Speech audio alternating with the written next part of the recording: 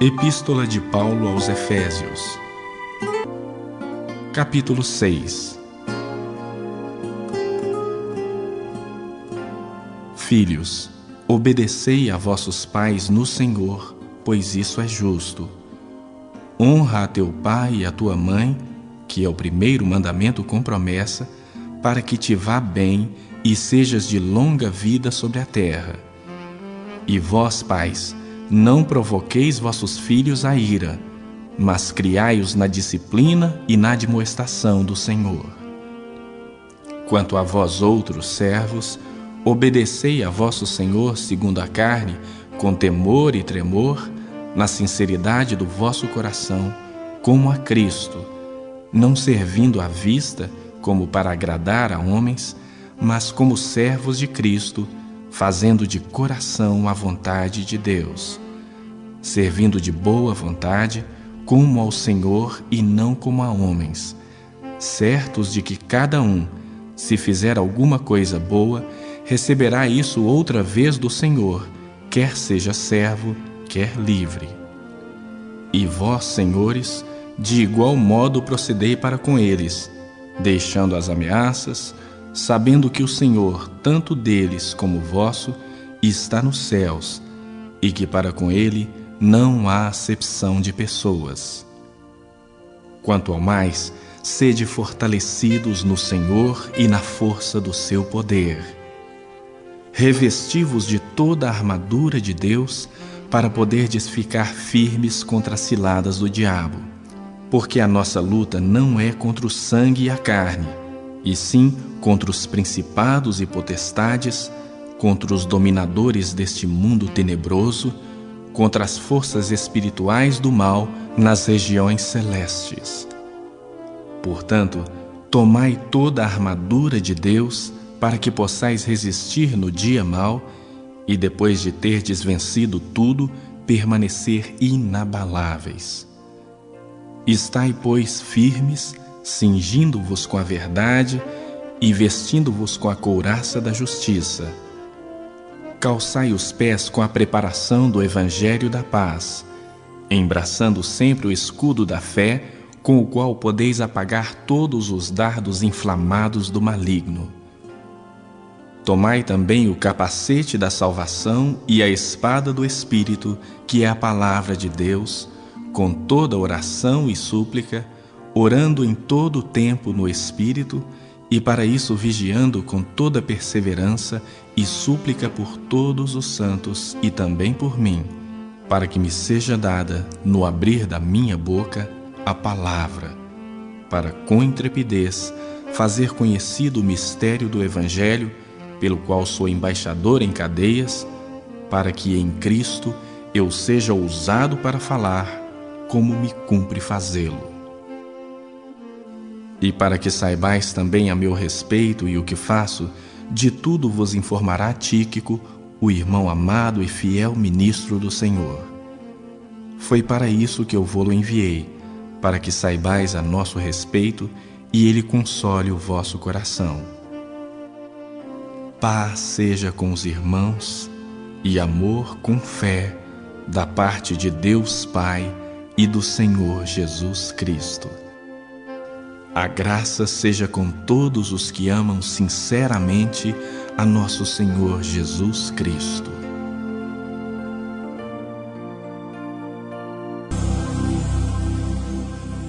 Ezequiel, capítulo 17. O Senhor me disse o seguinte: Homem mortal, faça para os israelitas uma comparação para que saibam que eu, o Senhor Deus, estou dizendo. Era uma vez uma águia gigantesca, de asas enormes, bem abertas, toda coberta de lindas penas. Ela voou para os montes Líbanos e quebrou a ponta de um cedro. Ela levou essa ponta para uma terra de negociantes e a deixou numa cidade de vendedores. Aí ela pegou na terra de Israel a muda de uma planta e a plantou numa terra boa, onde sempre havia água para fazê-la crescer. A planta cresceu e se tornou uma parreira baixa, mas esparramada. Os galhos se viraram para o lado da águia e as raízes cresceram bem fundas. A parreira tinha galhos e estava coberta de folhas.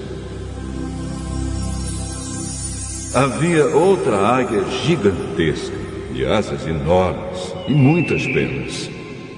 A parreira virou as suas raízes e os seus galhos na direção da águia, esperando que ela lhe desse mais água do que havia no pomar onde estava plantada. Mas a parreira tinha sido plantada em terra boa e bem regada, para que fosse uma ótima planta, coberta de folhas e que produzisse uvas. Agora, eu, o Senhor Deus, pergunto: será que essa parreira vai crescer? Será que a primeira águia não vai arrancá-la pelas raízes, apanhar as uvas e quebrar os ramos, deixando-os secar? Não será necessária muita força, nem uma nação poderosa para arrancá-la. Sim, ela está plantada, mas será que vai crescer? Será que não vai secar quando o vento leste a castigar? Será que não vai secar no pomar onde está plantada?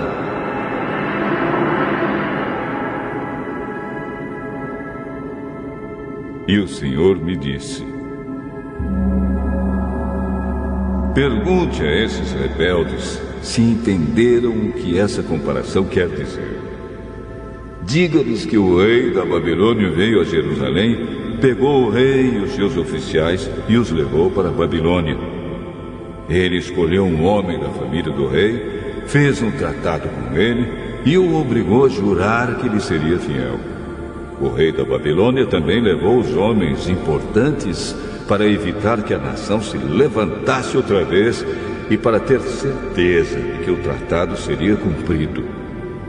Mas o rei de Judá se revoltou e enviou mensageiros ao Egito para conseguirem cavalos e um exército numeroso. Será que isso vai dar certo? E quem faz uma coisa dessas, será que vai escapar? Será que pode quebrar o tratado e escapar do castigo? Juro pela minha vida, diz o Senhor Deus, que esse rei morrerá na Babilônia, pois quebrou o juramento e o tratado que havia feito com o rei da Babilônia, que o pôs no trono.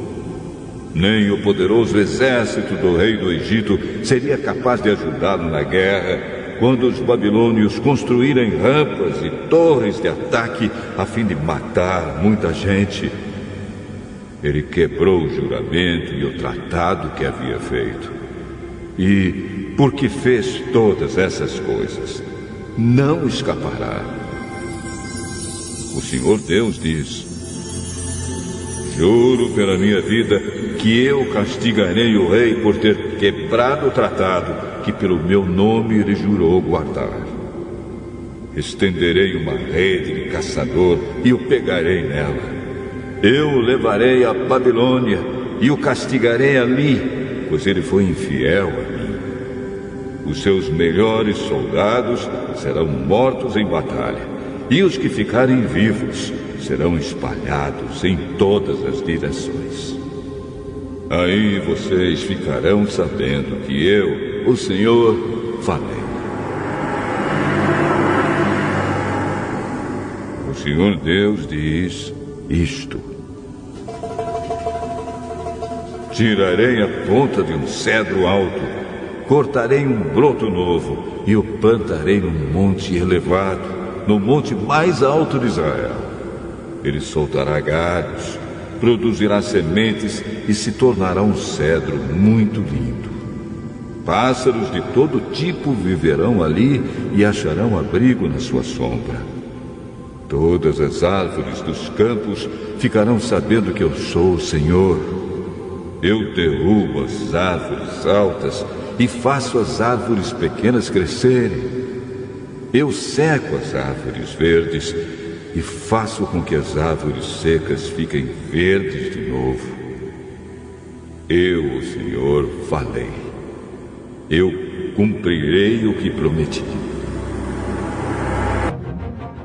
Isaías, capítulo 46. Os deuses Bel e Nebo se inclinam e caem no chão. Esses ídolos são colocados nas costas de animais de carga. São um peso enorme para os animais cansados. Os deuses se inclinam e caem. Eles não podem se salvar e são levados pelos inimigos. Escute, povo de Israel. Escutem todos os descendentes de Jacó que ficaram vivos. Desde que vocês nasceram, eu os tenho carregado. Sempre cuidei de vocês. E quando ficarem velhos, eu serei o mesmo Deus. Cuidarei de vocês quando tiverem cabelos brancos. Eu os criei e os carregarei. Eu os ajudarei e salvarei. Com quem é que vocês podem me comparar? Quem é parecido comigo? A gente que pega uma boa porção do seu ouro e uma enorme quantidade da sua prata e paga um ourives para que com esse ouro e com essa prata ele faça um Deus. E depois se ajoelham diante desse Deus e o adoram. Então carregam a imagem nas costas e a colocam no seu lugar. E ali ela fica, sem poder se mexer. Se pedirem socorro à imagem, ela não atende. Ela não pode livrá-los das suas dificuldades. Pecadores, lembrem disso. Pensem bem e tenham juízo. Lembrem do que aconteceu no passado e reconheçam que só eu sou Deus, que não há nenhum outro como eu. Desde o princípio, anunciei as coisas do futuro. Há muito tempo, eu disse o que ia acontecer. Afirmei que o meu plano seria cumprido, que eu faria tudo o que havia resolvido fazer. Estou chamando um homem para que venha do Oriente, de um país distante. Ele vem rápido, como uma águia, para fazer o que eu ordeno. Vou cumprir o que prometi, vou fazer o que planejei. Gente teimosa, escute aqui. Vocês pensam que a sua salvação vai demorar, mas eu vou fazer chegar logo a salvação que prometi. Ela não vai demorar. E em breve eu conseguirei a vitória. Eu salvarei os moradores de Sião e repartirei com o povo de Israel a minha grandeza.